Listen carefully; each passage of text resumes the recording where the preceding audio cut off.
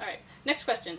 So, let's see. We've got Ian Pratt. He coaches in high school Coach Pratt. Yep.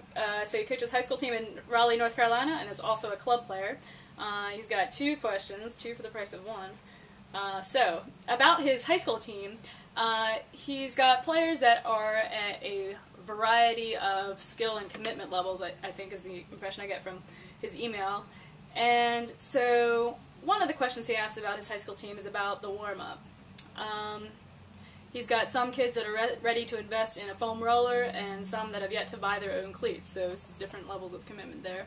Also he asks, are there warm-ups that are best for different genders, or is there one that can get both the guys and the girls on my team ready to go? Why don't we answer that question first? What do you think?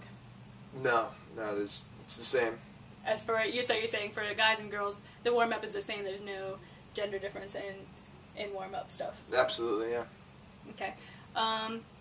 And so, what about this question about, well, why don't you talk us through, like, what maybe his warm-up strategies should be for his players that are of a wide variety of skill levels? So he's a coach of a high school team, so he's probably got these guys about 3 times a week, and I'd venture to say that they're probably not in the weight room, like they're not doing agility workouts outside, like they're busy, they're high school kids, so so I would attack, if I had 3 hours with these kids 3 times a week, then I would use my warm-up as part of the workout. And with a warm-up, we want to address a lot of different things. Like eventually, we want to address, our tissues. We want to talk about SMR. We want to do some static stretching, some flexibility. We want to get into some mobility work, and then we want to groove a lot of patterns that we kind of see in sport.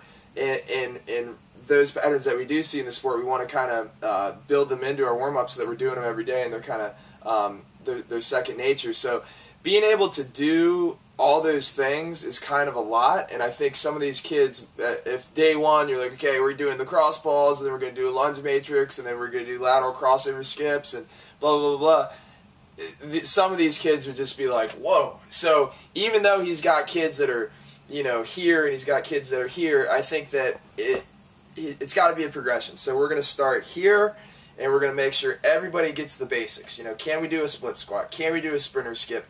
Do we understand 4-way hip stretching? Do we understand that we got to hit front side, back side, inside, outside? Do we understand that there's different ways to do that? Do we understand we need to do that every day? And then once we get that, we can start introducing partner stretches, and then we can, once we get our sprinter skips down, we can start getting into lateral skips, lateral crossover skips. We can even add some little strength work, glute bridges and like push-ups and little kind of low intensity activation exercise, if you will, to the warm-up, but it's got to be strategic. So I mean, just the most basic thing to think about is, like, I would start with a split squat, a side squat, and a 90-degree squat, and then eventually after maybe 2 or 3 weeks, we're taking that static position into a lunge position, a side squat lunge, a 90-degree lunge, and then that's just an example of a progression. And then, man, you got 3 months. Like month 1, probably not gonna look so hot.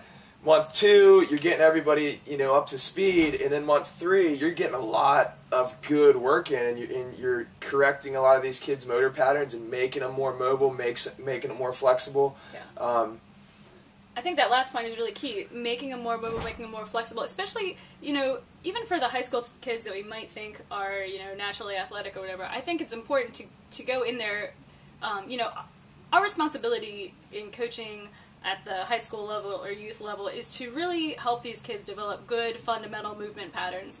And, that can be a tricky thing, especially for kids who think they're already athletic, but, they're still sitting in desks all day in school. We want to make sure they're developing good athletic habits. And so don't be afraid to spend the time getting the reps right and just instructing them on the basic movements. I don't know, it's going to be, the tricky part is, getting the buy-in, getting them to see the value in doing the work. But I think, as you do a progression and help these kids do things that they weren't able to do at the beginning of the season, I think they'll kind of grow to see that, and that'll become part of the culture of the team. So, all right, so second part of the question, which I think you're going to have an excellent answer for, is, so Ian also severely sprained his ankle at a tournament the weekend before tryouts. That's rough.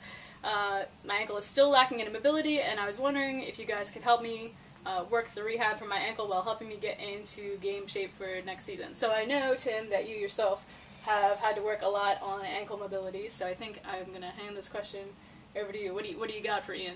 Man, Ian, you've got to regain that mobility. Like what happens is we put our ankle in a cast for like 3 months and we don't allow it any motion. And then when we come out of that cast, you know, we've only got limited motion, and we've got to regain full mobility, or at least try as hard as we can too, because without ankle mobility, we have a whole host of problems. We don't get as much toe up with sprinting, which it's a lot harder to backpedal. We have a harder time deep squatting.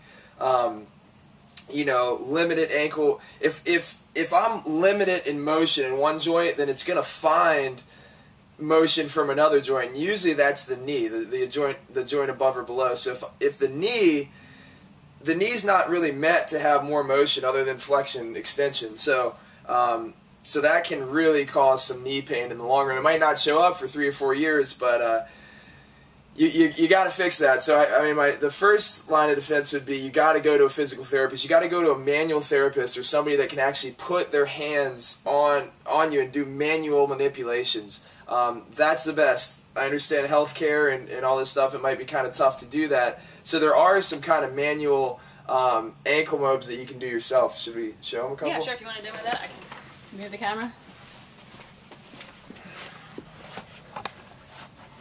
So one of my favorites is just, you know, what we call skiers. You know, can I just move side to side, and I'm not finding the motion up top. I'm finding the motion. I'm just trying to kind of create movement there in that kind of ankle joint. Then the next idea would be to find a wall, and can I drive my knee over to touch the wall. So I'm probably not going to go too much into this corner over my big toe. I'm probably going to look for the corners that you're probably missing, which is going to be, you know, middle toe, and then especially this corner way out here, pinky toe, because that's, you know, that's the corner that we need when we squat. The knee's going to go out that way. So work on that. You could have a buddy, you know, kind of push down this talus and do joints there. You could take a band and kind of distract the joints in different directions to kind of aid. But I think number one